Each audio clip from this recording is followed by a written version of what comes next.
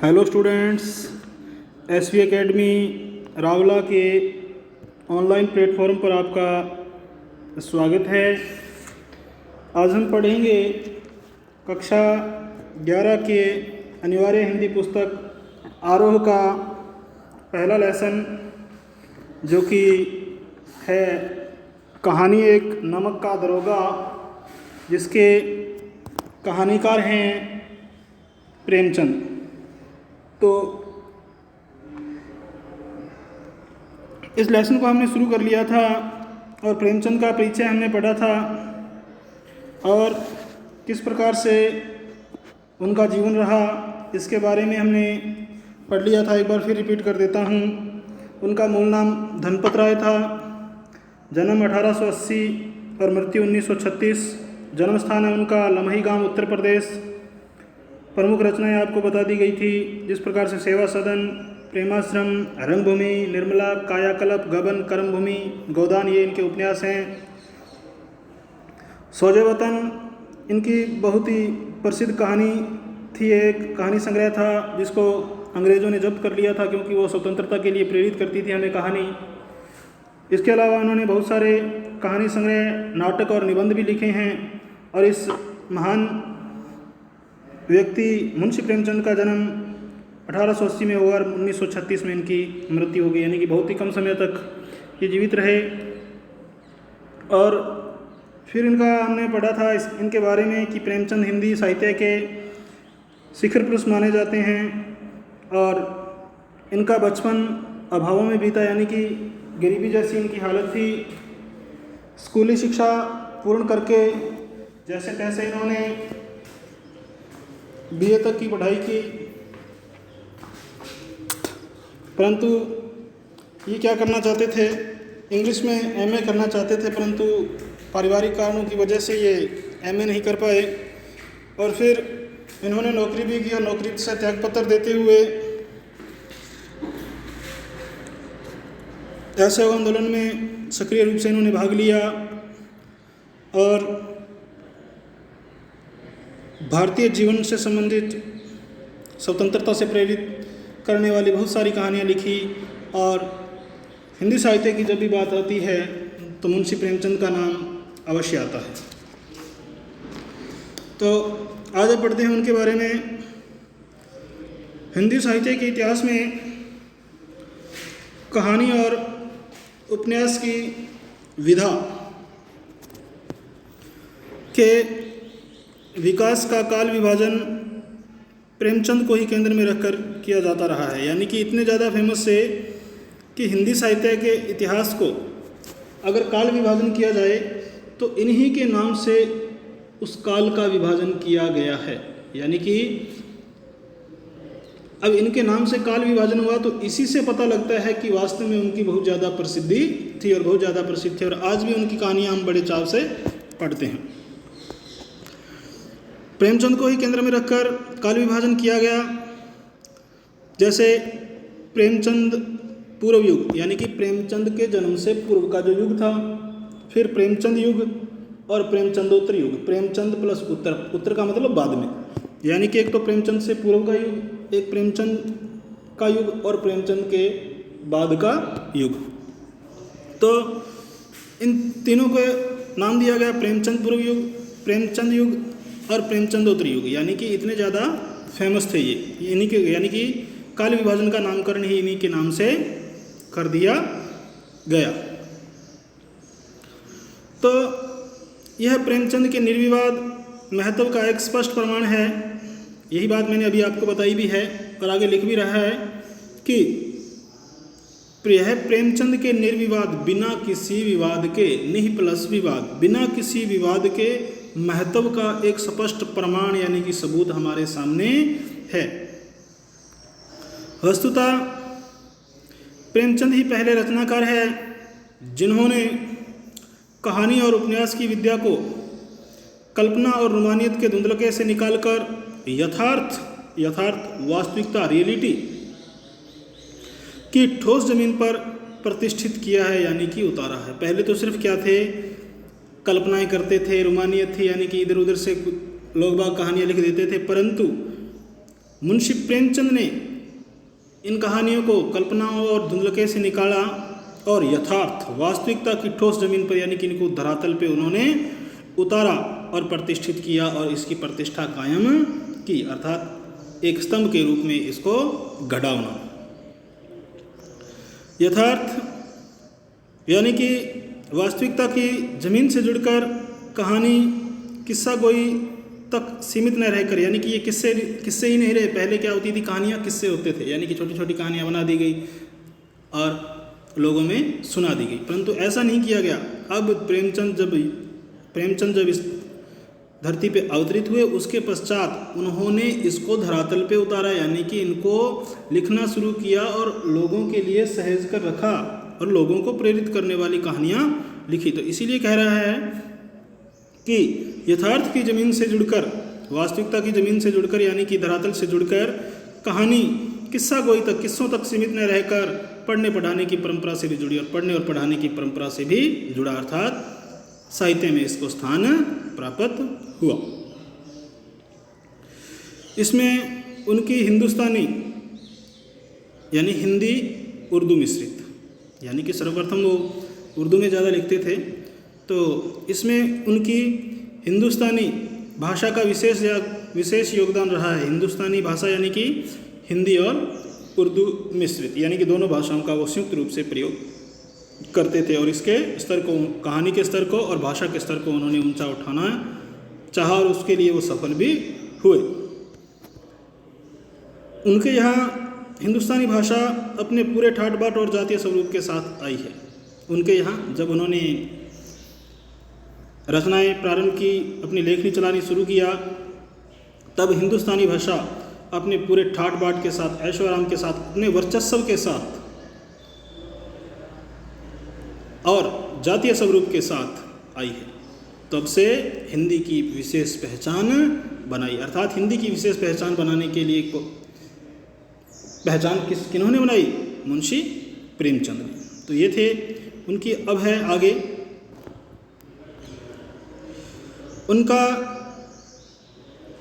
आरंभिक कथा साहित्य कल्पना, संयोग और रोमानियत के ताने बाने से बुना गया। आरंभिक जो कथा साहित्य था उन्होंने कल्पना भी की, संयोग भी किया और रोमानियत के ताने बाने से बुना गया, अर्थात विभिन्न जो पिछले पुराने समय में चल रही थी उसको भी उन्होंने साथ में रखा, क्योंकि अचानक लोगों में परिवर्तन भी नहीं किया जा सकता। लेकिन एक कथाकार के रूप में, एक कहानी के रूप में, एक कलाकार के रूप में उन्होंने लगातार विकास किया। उन्होंने एक कथाकार के रूप में, एक कहानीकार के रूप में लगातार विकास किया, यानी कि उत्तरोत्तर वृद्धि की, अर्थात हिंदी की विशेष पहचान उन्होंने बनाई।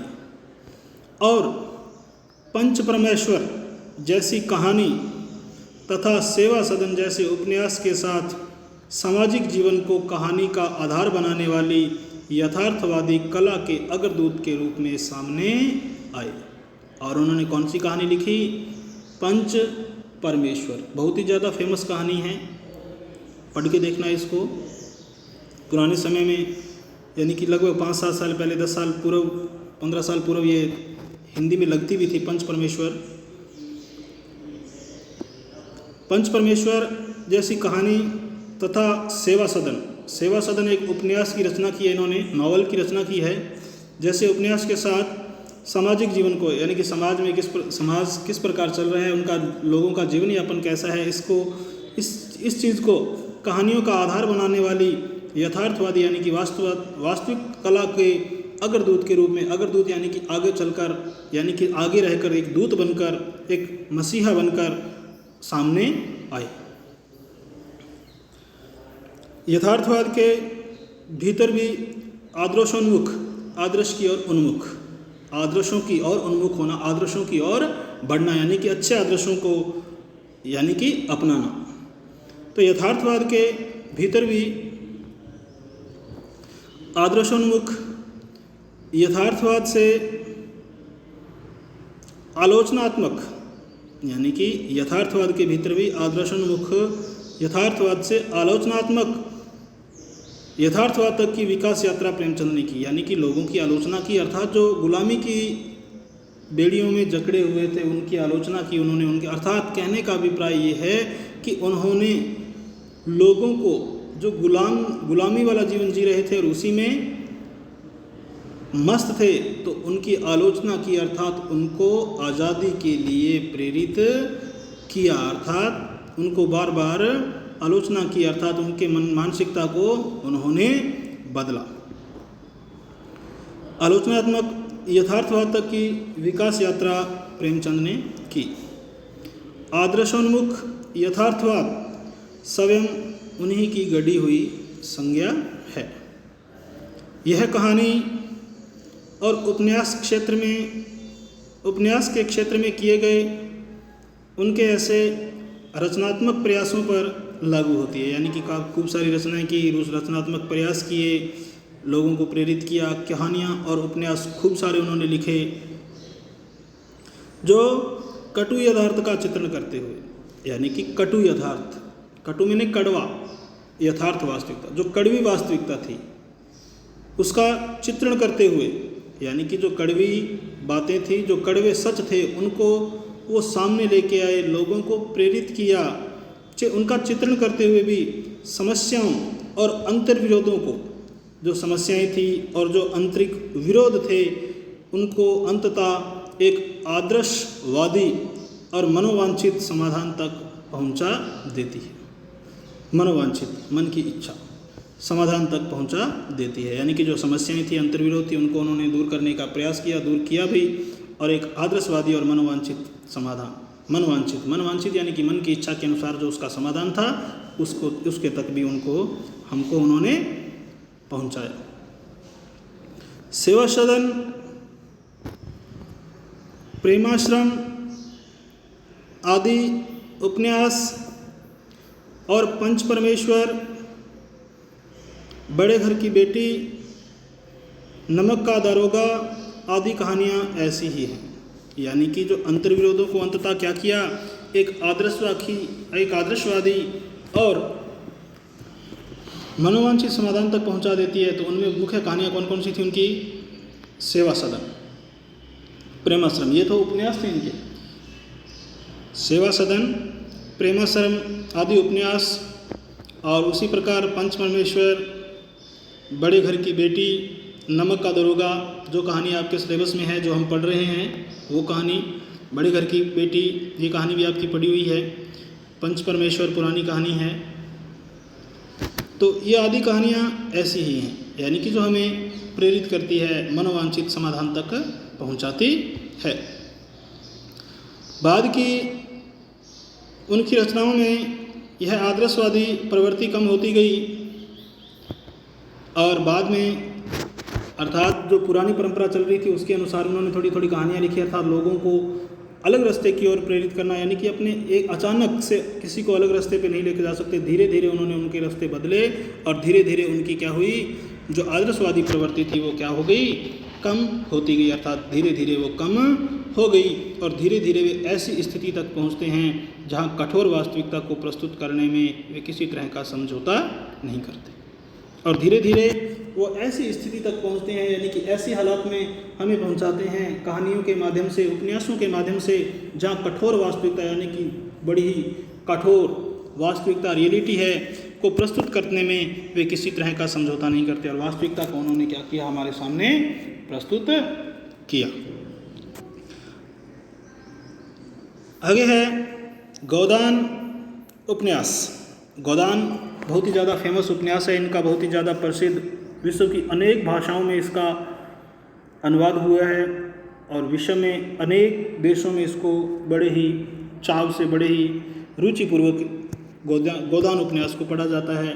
और पूस की रात, कफन आदि कहानियाँ इसके सुंदर उदाहरण हैं, क्योंकि धीरे धीरे ये आदर्शवादी प्रवृत्ति कम हो गई और कठोर वास्तविकता को प्रस्तुत करना शुरू किया इन्होंने, और उससे कोई समझौता नहीं किया। तो उसी को मद्देनज़र रखते हुए, किसको, कठोर वास्तविकता को मद्देनज़र रखते हुए इन्होंने गोदान नामक उपन्यास की रचना की, और पूस की रात, कफन आदि कहानियाँ इसके बहुत ही सुंदर उदाहरण हैं। तो आज के लिए स्टूडेंट्स इतना ही। तो इसमें से आपको ये पूरी डिटेल लिखनी है कि किस प्रकार से वो आदर्शवाद की प्रवृत्ति को कम किया और कठोर वास्तविकता को प्रस्तुत करने के लिए कोई समझौते नहीं किए। तो इसके उदाहरण सहित आपको ये प्रश्न करना है। तो आज के लिए स्टूडेंट्स इतना ही। कल हम पढ़ेंगे इस कहानी के बारे में कि इस कहानी में किसका वर्णन कवि करता है, नमक का दरोगा, जिसका कि प्रथम प्रकाशन 1914 में हुआ था। और प्रेमचंद की यह बहुत ही चर्चित कहानी है और आदर्शोन्मुख यथार्थवाद का एक मुकम्मल उदाहरण है। इस प्रकार इसमें किस प्रकार धन के ऊपर धर्म की जीत होती है और किस प्रकार एक कर्मचारी को रिश्वत देकर उसे अपनी तरफ करने का प्रयास किया जाता है, परंतु वह अपनी नौकरी भाव पे अटल रहता है और किसी भी प्रकार में वो उत्कोच यानी कि रिश्वत घूस को स्वीकार नहीं करता है। तो इसके बारे में हम कल पढ़ेंगे। तो आज के लिए इतना ही स्टूडेंट्स। बहुत बहुत धन्यवाद। जय हिंद, जय भारत।